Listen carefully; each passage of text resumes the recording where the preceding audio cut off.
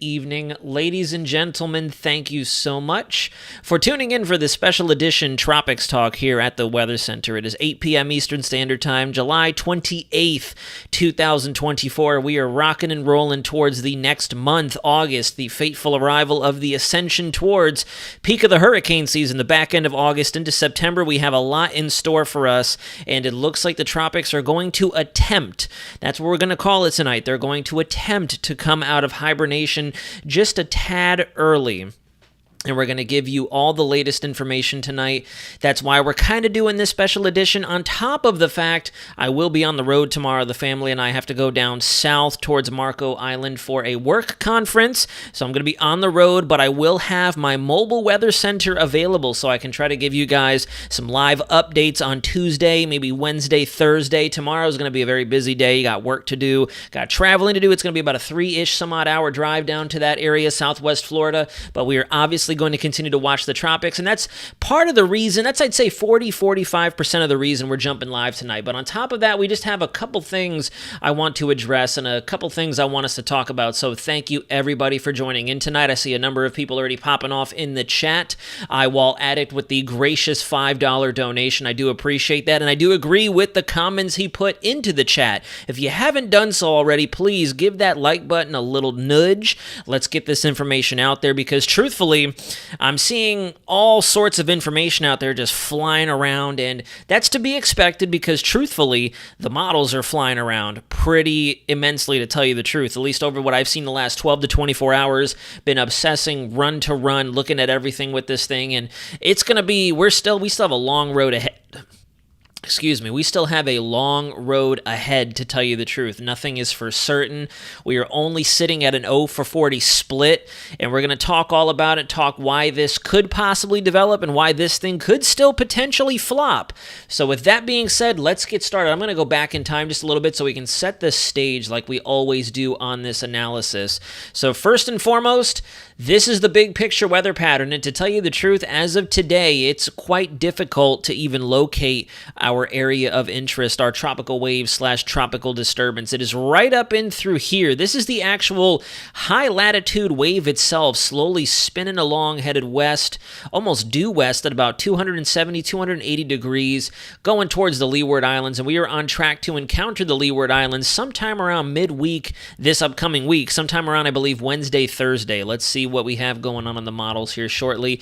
This is our monsoonal trough amidst the intertropical convergence zone, and the general thinking is as this thing scoots along, we're going to start to scoop some of this relative humidity, some of this increased tropical moisture up with it. They will kind of coalesce with one another and then start moving up towards the west-northwest, and then we receive a gigantic fork in the road, and truthfully, we know what it is. We know exactly what's causing it. It's just unfortunate we will not be able to rein in exactly what the big picture looks like if we fast forward to next weekend, when this feature, whatever it may be, is potentially knocking on the door of the Turks and Caicos, the Bahamas, Cuba, Hispaniola. Regardless, the Leeward Islands, Puerto Rico, U.S. British Virgin Islands, the Dominican Republic, the Bahamas, Cuba, Jamaica, even Cayman Islands potentially. You guys want to watch for some potential influence from this system. Right now, it's very convectively scarce. It's very anemic in every sense of the word anemic. We just have some cirrus clouds within some wind rotation or cyclonic rotation in just the winds. There's not a lot of thunderstorm or convective activity with it, which is kind of unfortunate. That means it's got a lot of work to do before it becomes anything worth writing home about.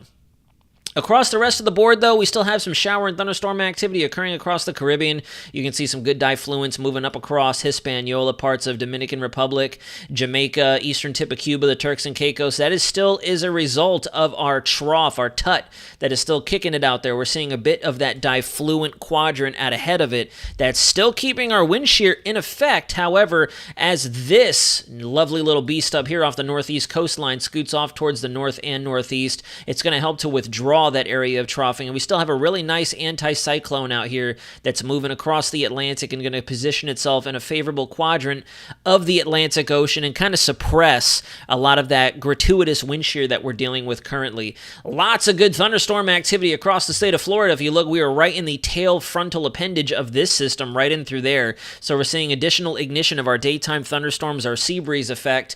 And what's really going to matter most in this setup is going to be what happens over North America, period. I mean, obviously, we need things to happen with the wave itself. If we don't have a wave or we don't have anything developed, then obviously we're not tracking anything. But a large majority of what takes place at the fork in the road, like so or like so, is going to be very, very, very heavily determined by what the pattern looks like over North America, and I'll walk you through that as well. Let's move on. We'll go to the goes east. I already kind of spoiled it. I had this pulled up initially because I'm looking at the dynamic pattern, or the upper level pattern that we have in place right now. So there's a lot of moving pieces here, and I'm going to take you through one by one exactly what happens. So this is our wave. You can see it right in through here. In fact, it almost looks like there's a bit of mid-level, if not upper-level influence with this. So very interesting to note. It's a very broad area of cyclonic rotation. And unfortunately, if you look, even though the dry air is much more scarce out there, it's not nearly as blanketed as it was previously when we first started these briefings last week and even the week prior to, talking about what could potentially take shape for August. There's a ton of dry air inside of the vortex. So this thing is suffocating. This thing is completely choked out at the time, or at the moment. We're thinking there still could be a bit of a resurgence as some of the moisture gets in along the backside of it, and we get further and further downstream, and we can start to tap into the moisture that's concentrated over the Greater Antilles here. We'll have to wait and see. We are still playing the waiting game. So if you have anybody out there talking about intensity, landfalls, forecasting where it's going to go, I've been seeing so many folks talking Gulf hurricane, and it's uncalled for. We don't have anything on the board. We have an orange blip, if we're being honest, and that orange blip comes with such a large magnitude of uncertainty. That's why we're not really going to look too heavily at the deterministic models. We're going to focus on the big picture pattern and the ensembles to get a better feel for what's happening, because at this point in time, there really is no feel. So we have our wave, we have our intertropical convergence zone, a little bit of monsoonal trough action in the Atlantic that's kind of giving it a bit of a backside life source, if you will. It's trying to wrap some stuff into that cyclonic curvature. We have the extension of a trough here, and then the rest of our trough there. You can see that our tut has become very, very elongated. Almost looks like the heel of a woman right there. You can see there's the heel, there's the arch of the foot, and then there's the toes down there over the Western Caribbean, and that's what's also helping to curl that stationary boundary up back in like this on the left-hand side of the chart. This is where a lot of our wind shear is currently, but if you look, we have moisture advection occurring here, and we have moisture advection occurring here, and if you notice, the focal point is going to be just to the north of the Greater Antilles, or over top our Caribbean friends there, which is what's keeping the thunderstorms and the pretty hefty daytime thunderstorms in place, and we've been seeing them pretty much every single day at this point. So that's more or less what the stage ahead looks like. It's this general area that is very concerning. If we can survive this and get out through here, whatever that area may look like, we have a better shot. Obviously, most of our models are thinking there is going to be a tremendous amount of land interaction as well, so that could possibly derail it too. Our deterministic models may be a bit overzealous with how much it tries to re-intensify or restructure itself once it gets out of the mountainous terrain, because remember, Puerto Rico isn't exactly the flattest island. Hispaniola is by far a very, very, very hilly nation, a very mountainous nation. Cuba, a mixed bag, if you will, of terrain features out there, and then we have the Gulf of Mexico. And that's been the struggle with this system. The European model was the outlier in the very beginning. The Euro was the only one showing development, and then slowly but surely we have finally seen every single one of our deterministic models at least show one model run to where it all develops. The problem is we got rid of the development outlier. Now we've got the track outlier and the synoptic scale outliers.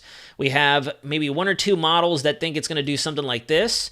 Then we have a number of other models suggesting it could do something like this. There's a giant fork in the road, and if you're somehow just tuning in, if we're just tuning into this live stream right now, or you're fast forwarding for some strange reason after the fact, this is not my cone of uncertainty.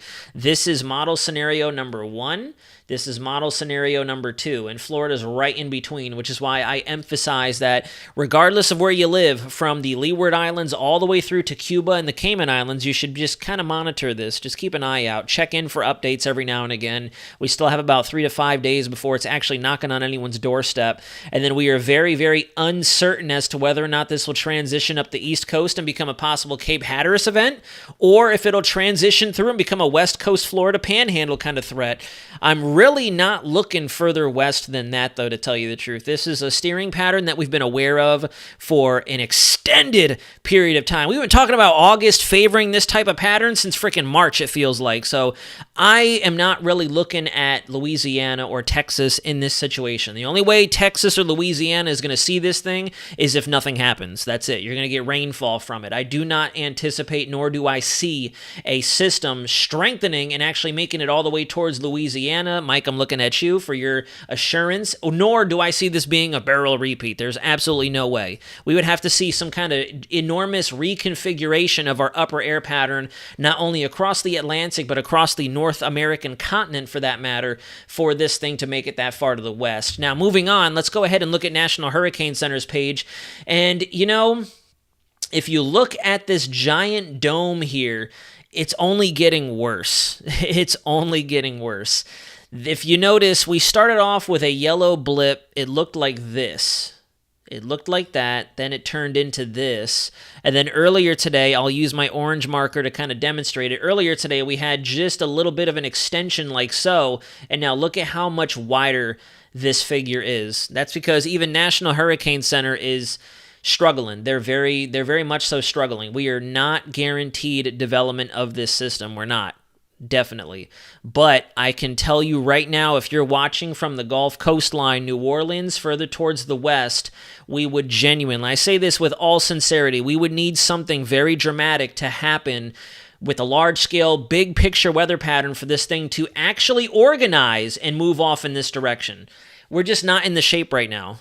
We're just not in that kind of shape, and I'll show you here in a second. We're still sitting at an 0 for 40 shot over the next 7 days, 0% chance over the next 48 hours, 40% chance over the next 7 days. It did go up. We gave it a little nudge from the National Hurricane Center, and now we're at 40% chance over the next 7 days, and unless we get a low-level circulation, I'm just not quite sure that National Hurricane Center is going to go up a little bit more so. I don't know.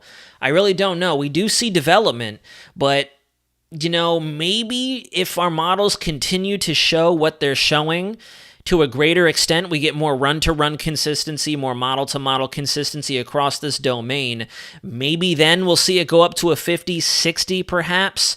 But as of right now, I'm pretty solid with an 0 for 40. And then eventually, once we get within that 48-hour window, I would definitely see that slowly begin to increase 0 to 10 to 20 to 30, and maybe up to 40 or 50. But right now, I don't really see us suddenly and rapidly bringing this up unless throughout the night tonight during our diurnal maximum, we suddenly get a ton of convection to flare up. But I really don't think that's going to happen either. Just too much dry air out there. This is what's steering it right now. So I want to set the stage, and I'm going to show you a bit more of a cut and dried analysis image here in a second. Let me move my head out of the way so you can see a little bit better. There we go. I'll put myself over here in this corner for a little while. So right now, we still have a very dominant Atlantic high. It's positioned right over top the central portions of the Atlantic with another anticyclone extending across the southeast, the Bahamas, and the Cuban island and all that stuff. And that's what's also helping to force feed us with additional moisture and tropical activity down there. When I say tropical activity, obviously, I don't mean a wave or a disturbance. I just mean rainfall from in the tropics. As this system here, everyone thought this was, well, not everyone, excuse me, but there were a lot of folks out there suggesting this might turn into something subtropical. That's definitely been ruled out, and then some. It is way too frontal in nature, and we have jet support running right through the center. It has a temperature gradient, so that is not anything of concern. That's just a little unstable wave, probably rapidly transitioning to the mature phase of the low cyclone life cycle, if you want to put it that way, and that's going to move up like this, and that's going to allow this ridge to back build and swoop in and keep directing this feature off towards the west-northwest. What we want to pay close attention to is how much our pattern flips over North America. So right now, this is what we're looking at 300 millibars. This is the jet level, the polar front jet level. We have a trough coming in over the Pac Northwest, the Great Basin area, the Intermountain West, and we still have a very, very bizarre-looking ridge that's positioned over eastern United States, kind of being toppled by a short wave here, and then this upper low slash baroclinic low reflection. I almost wanted to say subtropical low pressure, but this area of frontal energy and baroclinicity off the east coast. So that's what's kind of pinching our wave or our mid-amplitude ridge off over the eastern United States. And as this trough comes in, combined with this area here and this area here, we're going to see increased height falls. And as a result, the trough is going to establish itself over the eastern conus as our monsoonal ridge over the Four Corners area builds in amplitude. So we're going to be transitioning to a positive PNA, Pacific North American Oscillation, here very soon, to where we have a ridge out west and a trough out east. If we were in a negative pattern, if we were to move this ridge over to the eastern United States and build this ridge back up and keep this troughing deepening over the west coast, then I would 110% tell people, Louisiana, Texas, you need to be watching out because that's not a Florida or an East Coast setup. That is definitely a Gulf of Mexico, New Orleans, or Houston type of setup. If that were the case, that is not going to be the case. We're switching from a negative to a positive PNA. The question is, how long do these each individual shortwave features reinforce the pattern, and how much does this trough deepen as it moves across the United States? Does it establish itself deep enough in amplitude to allow our monsoonal ridge out west to really build into almost a blocking pattern setup? That's the question. That's the big question. We'll have to see. Here's our 500 millibar pattern, much of the same, just a little bit more low amplitude and a little easier to pick out with the contour gradient. You can see our trough starting to show itself here. Shortwave activity right in through there. There's our ridge beginning to weaken and kind of topple over in this fashion over to the Atlantic Canadian provinces. Then we have this upper low situated there. This is what's dorking up our forecast right now, big time. Definitely dorking up our forecast in a nutshell, for sure. And if you look, this is exactly what I was talking about. So if you watch that ridge out over the west, you notice how strong the anomalies are, the height anomalies. This is our 500 millibar geopotential heights. And if you look, this is a monstrosity of a Four Corners anticyclone. This is monsoon season out there in the west, pretty much cranked up to the maximum capacity, all the way up. You're just going to be continuing to see a ring of fire, as they like to call it. You're going to have moisture wrapping around all across the desert southwest, the Four Corners, the Intermountain West, and you're going to have front range activity like I'm used to tracking when I was working at the 25th OWS in Tucson, desert southwest, the Four Corners area, even SoCal and Las Vegas could see some thunderstorms off of this. And then we have our trough, our positively tilted trough out over the east. And if it's positively tilted, that means it is not quite done deepening. And as we continue to see the ridge out in the west build, that means we're going to continue to push energy into this trough and allow it to dig southward. And that's precisely why the European model is thinking we're going to see this thing lift up and possibly shoot out before it could really play a role in anybody's weather, at least a substantial role. If I go a little bit further in time, notice that trough really continues to dig down. It's kind of stationary at this point with its positive tilt. And then there's that closed little contour line right there. That would be our system if it were to develop. That's our system right there, getting pulled into the weakness, because as this positive trough tries to dig and propagate eastward, it's going to erode a little bit of our western Atlantic high pressure over Bermuda. Notice it's being nudged off the chart here. If you come over to the GFS for the same time, notice we don't nearly have as strong of a ridge. Let me go back to 0Z on Sunday. See the big difference here, guys?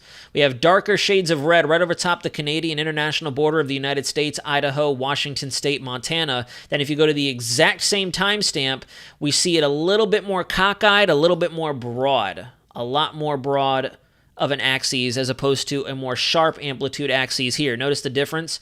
See how I can switch the channel, or it's not switch the channel, excuse me, switch the panel, and you can see how our ridge axis shrinks and kind of favors the Four Corners area here, whereas here it kind of pushes into the plains just a little bit, and our trough out over the east especially is not nearly as deep. If you look at the base of our trough here, we'll just kind of use the 591, I think that's what that is, yeah, let me look at that again. Yep, we use the 591 decameter line here, this black contour line. I'll even draw it in since I know the picture, the image isn't going to change. If you watch when I click over to the GFS, notice how much far to the north it retreats. Boom. Now we're up here. I'll use a different color to show you guys. Right there. Whoops, that definitely looked ridiculous. Right there.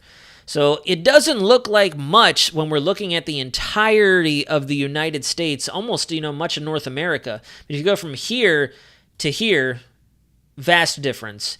And all in all, we're not really, we are to an extent. I don't want to get it confused. We are looking at the individual depth and amplitude of each of our individual features, but another key component here is how zonal or meridional our jet stream is. And I can show you that as well if you want a better picture of it. If we go to 250 millibars there, and we switch to 250 millibars here at the same timestamp, notice how much more zonal our jet is according to the GEFS versus the European ensembles, the EPS. You can see the polar front jet wrapping around like so, coming down, and then moving up like this. If I switch back over to our GEFS and I draw the same line, let me try to get this matched up. Yeah, there we go. And I draw the same line, try to find where our polar front jet is running like so. Notice it is far more diffuse and up towards the north. We get a little bit of a break off in our jet. It looks like there's split flow right in through here, with most of our jet energy moving up around the international border, running parallel to the border of Canada and the United States. So, we're looking back and forth. We're looking at very, very intricate features here. And if you look at the Canadian ensembles don't think we're going to see very sharp amplitude of a ridge. Same thing with the deep amplified trough. We're going to continue to see our ridge stay in place over the Atlantic, and that's why a large majority of our Canadian ensembles and even the Canadian deterministic keep slowly bumping it more towards the east, but keep it pretty much on Florida's doorstep, whether it be the Panhandle or the immediate west coast to the Big Bend of Florida. And I'll show you. I'll walk you through it just so we can get a better feel for it. So we go to the GFS. GFS has still been very wishy-washy with it. I'll go to the 12Z. The 12Z is a little bit more believable in my opinion. You go through time and you can see that system traverses the Greater Antilles, comes off into the Gulf of Mexico, and slowly spins up into a very weak tropical storm. Again, remember guys, if it develops later, this thing has a greater chance of moving into the eastern Gulf of Mexico. It is not going to go far enough to impact Louisiana or Texas as a named storm. That's the thing.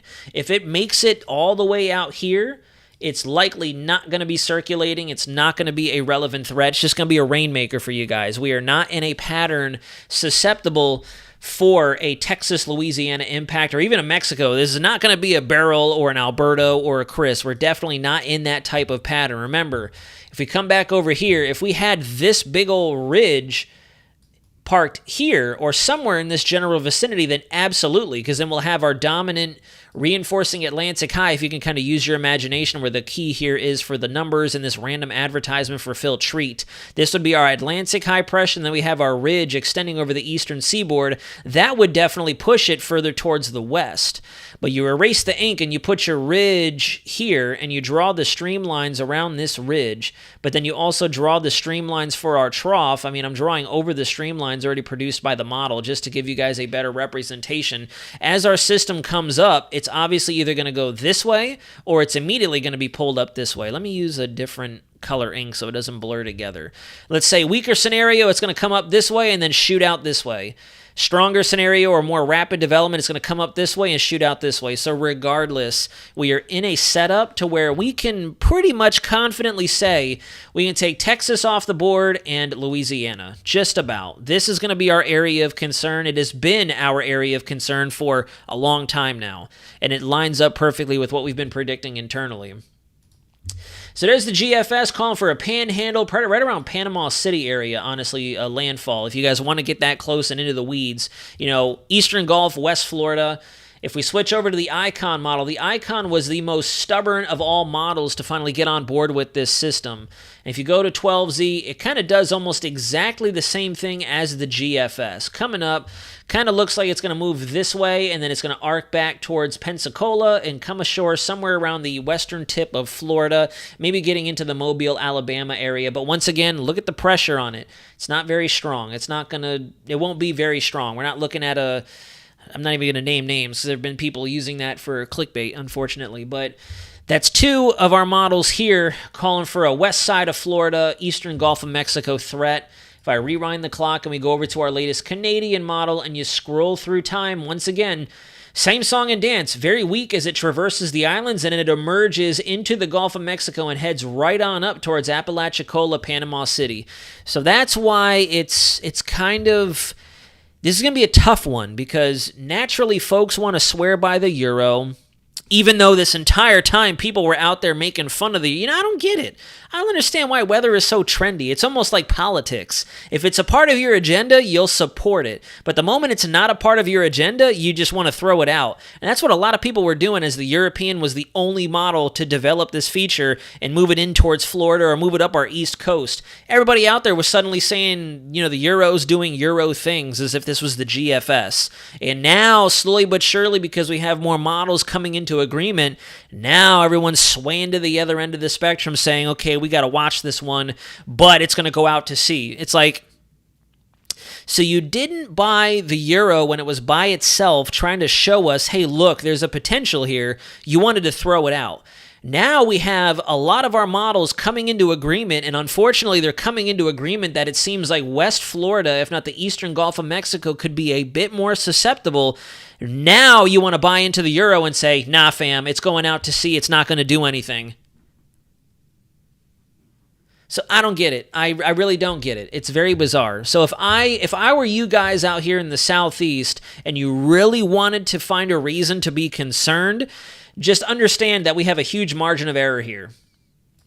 If you live up near North Carolina, Cape Hatteras, even into Virginia and up the eastern seaboard, you should definitely be watching. If you're down here in Florida Panhandle, you should definitely be watching. The same thing with our island neighbors down there in the Caribbean.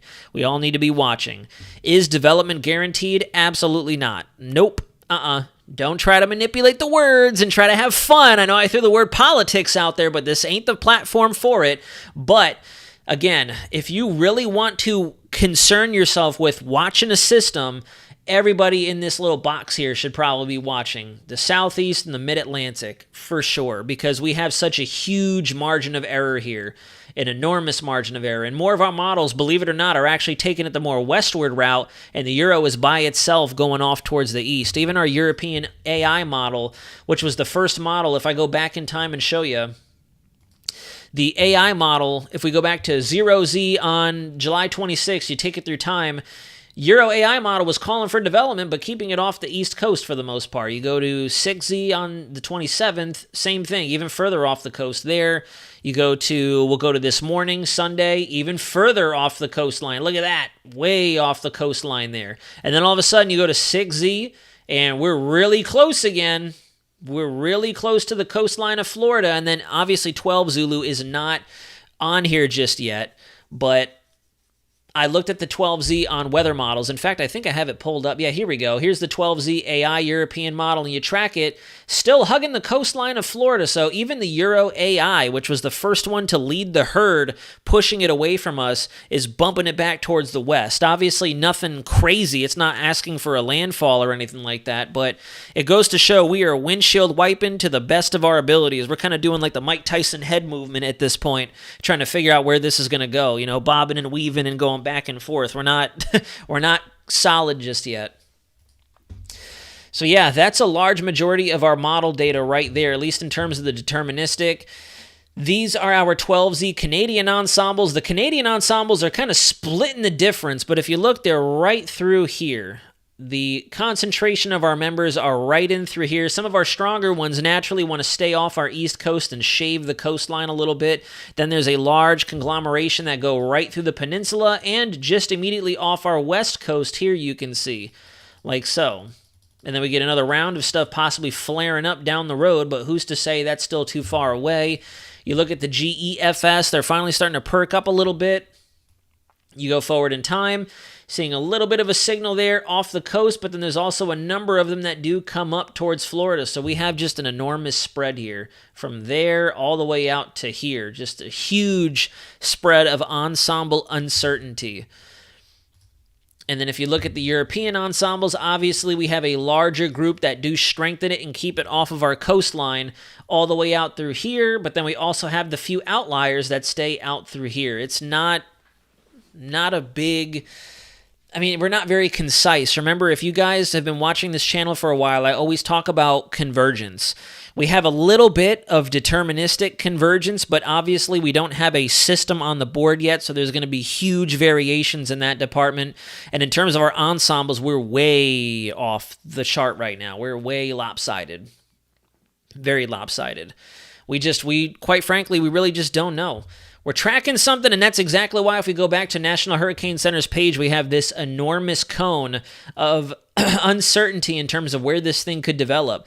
Could develop all the way out here. It could develop all the way down here. It could develop over Florida. It could develop off our west coast. Could develop off our east coast. It could develop up here, move off in this fashion. It could develop down here, move off in this fashion. It's very weird. It's going to be a tough call. So we just gotta kind of pay attention. That's kind of where we're at. We definitely have to pay attention. And truthfully, folks, that's pretty much all I got for you. I wanted to update you and show you. Oh yeah, here's the UK model as well. The UK model is splitting the difference and kind of taking it right up our east coast as well, like so. So it's kind of favoring what the Euro AI model is trying to do now, bringing a brisk, close shave to our eastern coastline. We'll have to see. We'll definitely have to see what happens. So I wish I had more, but we're probably going to just kind of get ready to wrap the live stream now because we just don't know. There's so much uncertainty. I don't want to sit here on a live stream and speculate with you guys. That's not going to do us any service. Maddie, to answer your question, yeah, New York City is going to be okay. If this thing does swoop up the eastern seaboard, and I'll change the AOI here, we'll go to CONUS. If you notice, as this thing ricochets out to sea, it's going to get caught up in that trough so quickly, it's going to keep moving far off the coast. It's going to be moving way out. So even if it stays down here, it's going to arc out real quick. If it comes in this direction, it's going to arc out real quick, like so. So yeah, you guys aren't going to get much of anything. There's no way this becomes a New York City or northeast landfall. I don't foresee that. We would need it to arc back to the north way back here in order to do something like that. So Mr. Man JJ, it probably won't. It probably won't. Super Charas, absolutely. Super Charas, I know TRG as well, and One Nation Weather, if I'm not mistaken, are up there in the Mid-Atlantic, so they definitely should be paying attention to this. Like I said, everybody, we have such a huge margin of error, so if you want to pay attention, I would recommend that if you live all the way up here, all the way down here, and all the way over here, you should probably be paying attention to this. If you reside near the Alabama-Florida state line, all the way up to Cape Hatteras, North Carolina, you should be paying attention to this. That's the unfortunate reality of how much margin of error we have here. I mean, let me go back to the National Hurricane Center homepage to just really communicate that to you guys. If you look at this, we have a huge cone of uncertainty from National Hurricane Center. That would be our cone of uncertainty with this storm if it were developed. If it were developed, that's the problem. And it's probably a good thing that this thing is not developed, because that would be a disgusting track guidance right there. You don't want to see that when you're tracking a tropical system like this. Evan Freiberger's in the chat. Good evening, sir. Good to see you. Would this storm developing be a development? I'm not too sure what it is you're asking there. Would the storm developing be a development? I mean, technically, developing system would be development for sure. Right now, we're not quite there yet, though. The pattern is supposed to get better, and I mean, it will get better. It's definitely going to get a lot better as you get closer to the southwest Atlantic, right in through here, especially the further west you go. The problem is, if our models continue to favor, or the track generally favors all this land interaction, you know, that also kind of... that definitely throws me off. I'm not going to lie to you guys. For example, if we come back over to, let's go to the Canadian model. The Canadian model is very bullish once it gets into the Gulf of Mexico. I don't know about this. We've seen systems move over the Cayman Islands and over Cuba, but these are definitely, those have been a lot more robust. I'm talking like the Ians, the Charlies, and the Wilmas. Those ones have come across land, come off as a Cat 1, a Cat 2, and then kept on working. But in this case, I just, I'm not really a big fan of that track. That thing is going to take its low-level circulation and just cheese grate it. Cheese grate all that vorticity like sandpaper to paint and clear coat moving across that terrain there. So I don't know how from here to here we can go to a Cat 1 hurricane. I feel like this is being very overzealous. Obviously, because of how much OHC and how hot the waters are, if we have something that emerges and it's fairly cut and dried and can attempt to consolidate in a decent environment, then, it's definitely, it's doable. Do I really foresee it? That's going to be a tough call. We have really good difluence out there. You can see where the anticyclone is here, and this is off of our 12Z European model, so great conditions out there. More than likely, if we were to switch over to the moisture, we probably have lots of moisture to work with down there too. Yeah, look at that. So, this is going to be a difficult forecast. If you look at the Ensemble mean here on the EPS, that's your control member right there. It takes it right up the east coast of Florida, up towards the Carolinas. So that's your disparity right there between most of our ensembles. The overall ensemble swath is huge, like so. Now we have more deterministic models looking at West Florida, and the Euro is by itself again on the east side of Florida. The European model tends to have a nasty ridge bias. We saw that plain as day with Beryl. That's kind of what goes into the way I'm doing this forecast here, guys, is, looking at what's just occurred and what occurred last hurricane season. As a matter of fact, I shared that with one of the tropical chats I'm a part of. I'll show you. There's a lot of uncertainty with these storms, and you don't want to trust it this far out. And I know that sounds terrible on our behalf. We should have at least a bit of a general idea of what's going to happen. But if you look at this, for example, on my phone, these were, let me see if I can get that to pull up, if it's going to focus. I don't think it's going to focus. I don't know if you guys can see that. Let me take a screenshot and show it to you. There we go. These were the initial ensembles. There you go. It's kind of showing up. But these were the initial ensembles for Beryl before it developed. And every single one of them was saying fish storm.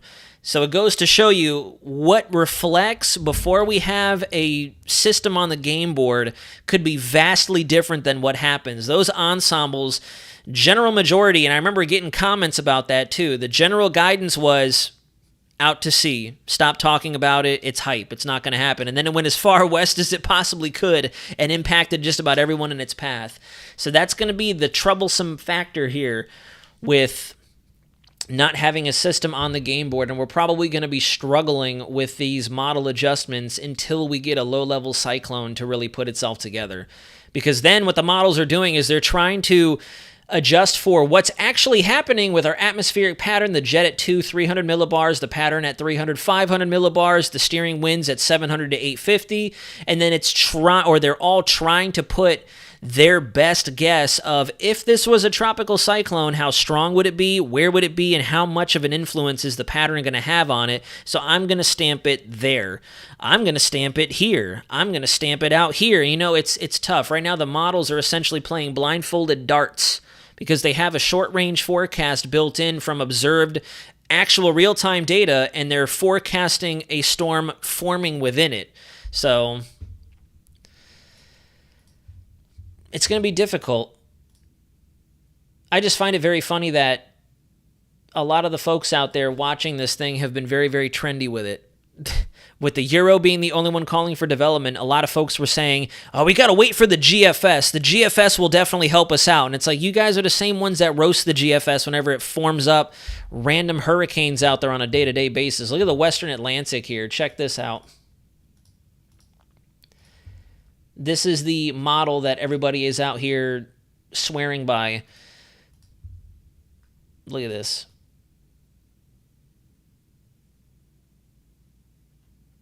Hurricane after hurricane after hurricane. You go to 18Z, happy hour run. Look at this.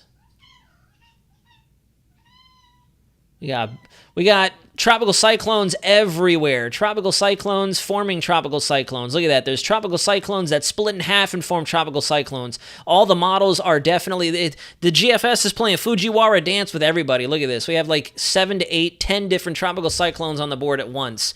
So I don't know. Exactly. Evan, exactly. I am 100% positive that I have no idea where this storm is going. No, I'm kidding, guys. We have a general idea, and it's kind of been what we've promoted on this page for a long time now, that things naturally on the horizon are... oh, look at... what the heck? So the GFS redevelops it after it comes off the coast at 18Z. Look at that. That's funny. But anyways... all right in through here, if you really want something to pay attention to, that's where we need to be paying close attention to, all right through there. The development key is going to be a struggle, and then the track key will become the next struggle. But once we get something to form up, even if it just be a little bit of an invest, then it becomes a bit more cut and dried as to where it'll go, because we'll actually have something on the map that the models can then rearrange with the dynamics and the low, mid, to upper levels that are playing with it. So... that's all she wrote, guys. Yeah, that's it. I wish I had more for you. I wish there was more certainty, but at this point in time, there really isn't. It's too far out for us to say yes or no. I can't tell which one is my mic. Is this my mic or is this my mic? Is this my mic? No, that's my mic. It did, Tyler Mack. I agree. It took a long time for the euro to finally pick back up on what Beryl was doing.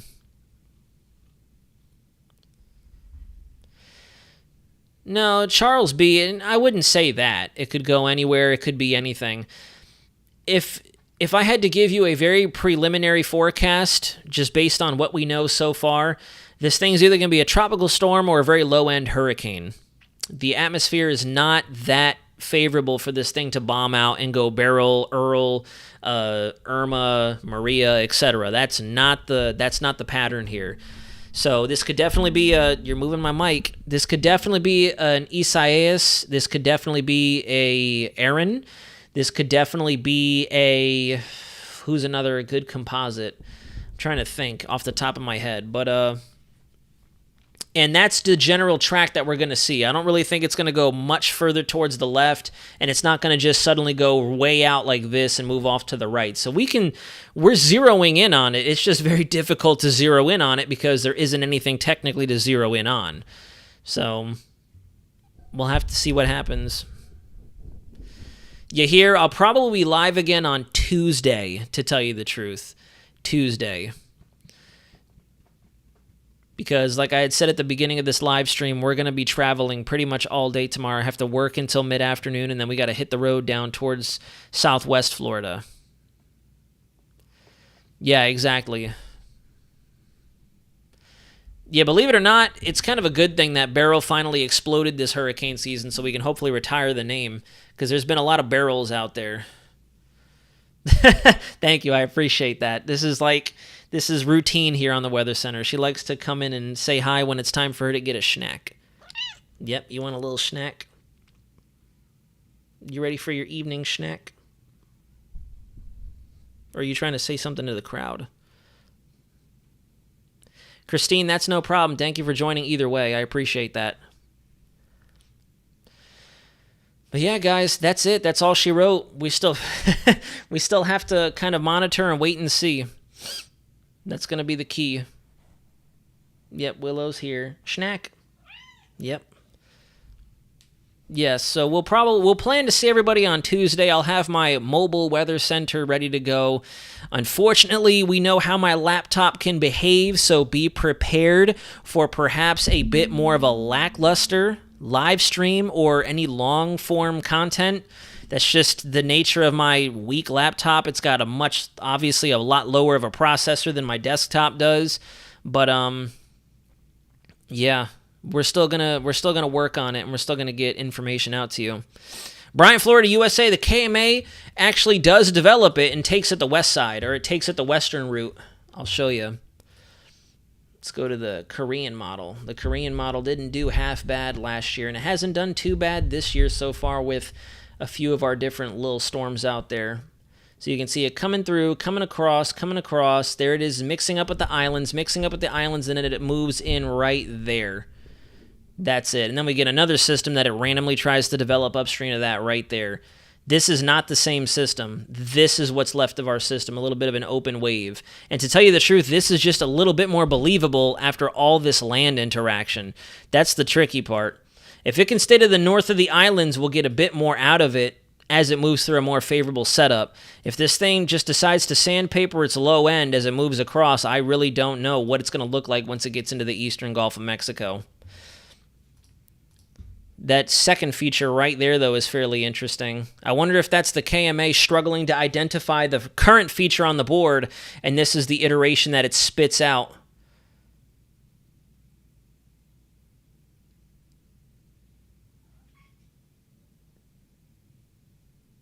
Yeah, because there's the first one. And then there's that second one. There's that second wave right there. So we shall see. We're split in half. Valerie Smith, it could, but we have to take into consideration it is very high latitude as it is. We'll have to see exactly what this manifests itself into. If it's more southern biased, if it's more north biased, that'll definitely tell us everything that we need to know as well as it tracks through.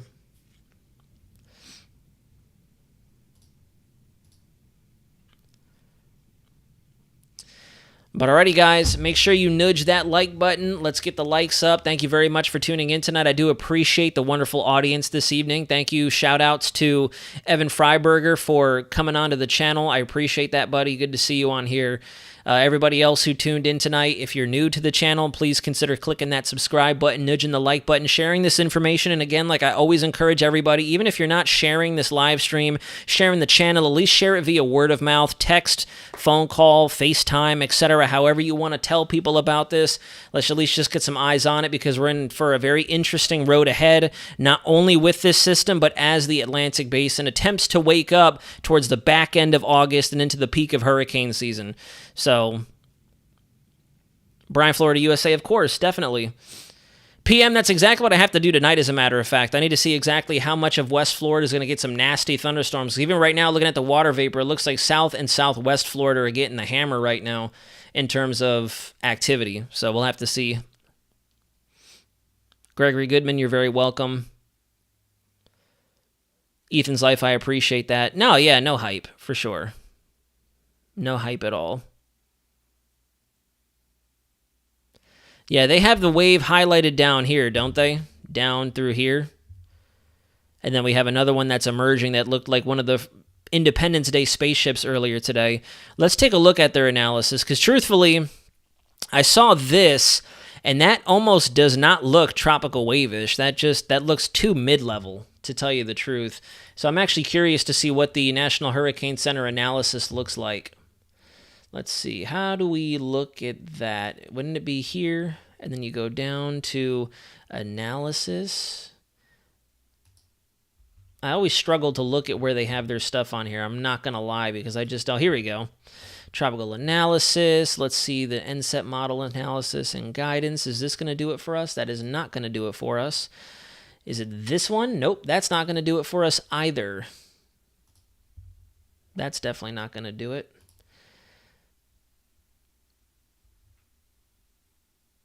Pressure changes and analysis. Yeah, nope. I completely forget where they have the actual analysis stuff.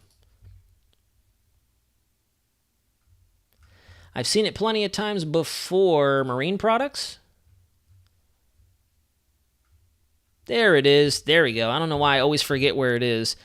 Also, they have 2 tropical waves out there attached to the monsoonal trough. And they don't have that other feature on the satellite, or not on the satellite, but on the analysis here. I guess I could have gone to Ocean Prediction Center too. I'm a little blonde tonight. So looking at this, that would put our tropical wave somewhere right in through here. So yeah, this would be it right there. Can I have my pen back? Right about here-ish. And then there's another one down to the south here, maybe, is what they're pinging on. So maybe that's what it is, this little mid-level circulation right there that's coming through is what's going to try to pull it up and out of the ITCZ and then eventually develop convection with it. Possibly. It's very interesting, though. 60, 55, 50, 45. So yeah, just outside of 45. We don't have the grid lines on here. Oh, there we go. So there's 45. So yep, right around in through here is where that tropical wave is. Very lackluster. And then the second one is back around 45, 40, 35. So it's back in through here. So yeah, this one maybe here is what they're thinking is going to transition westward. One of these two is going to get influenced by this and pulled towards the north, and that's what's going to help to kind of expedite their momentum a little bit. If you look at our relative vorticity charts, wow, you can tell I'm starting to get tired. At the beginning of the relative vorticity, you can see that mid-level perturbation here, a little bit of 850 vorticity with it, and then this puppy right here gets lifted up off the ITCZ, and they merge and become one as they move across and then elongate. And then it transitions all the way through until it reemerges into the Gulf and gets pulled up like so. Yes, I agree. You should be a mentor, Naz. I'm learning a lot from these streams in the past few months. Mr. Man JJ, thank you very much. That's actually what I aspired to do in the Air Force when I was in. I wanted to be a tech school instructor. Perhaps the Navy will give me another opportunity. We'll see. But all right, guys, thank you very much for tuning in this evening. Once again, if you have any additional questions, comments, or concerns, drop them in the comments section below after the conclusion of this live stream. If you're brand new to the channel, please consider clicking subscribe, liking, and sharing this information however you decide to do so. It doesn't really matter to me. I'll take the views. I'll take the viewage and the subscriptions, obviously, just because I love to grow this community. But at the end of the day, as long as we're spreading the information, that's what I really care about the most. I'll let the rest of the content that I put out do the talking for me, and then I'll let leave the ball in your court. And we'll probably see you again on Tuesday. Probably going to see you again on Tuesday. Tomorrow's just going to be too busy of a day. Even tonight, we got to finish up packing and getting all the rest of our things put together. And I'm going to try to actually get a full night's rest as opposed to looking at more model data as it comes out at midnight and 2 o'clock in the morning. I've been waking up repetitively. It's been a repetition at this point every night, waking up in the middle of the evening to see the full extent of our 0Z model data. But yeah, I hope you guys have had a great weekend. I hope you have a solid start to the week. We'll see you again very, very soon. Still lots to monitor, still fairly early into the hurricane season. We're not even halfway to the end just yet. Just understand that. It's been fairly slow. We had a lot of excitement and we had some records broken with Beryl, but we've been kind of stuck at Chris. And now we're going to see exactly when Debbie is going to pop off and become a player on the game board. We shall see. 40% chance as of right now. We'll see if that goes up over the next 72 hours. But that's all she wrote, guys. Have a wonderful evening. Stay safe. And until next time, this is Weather Center Nazario.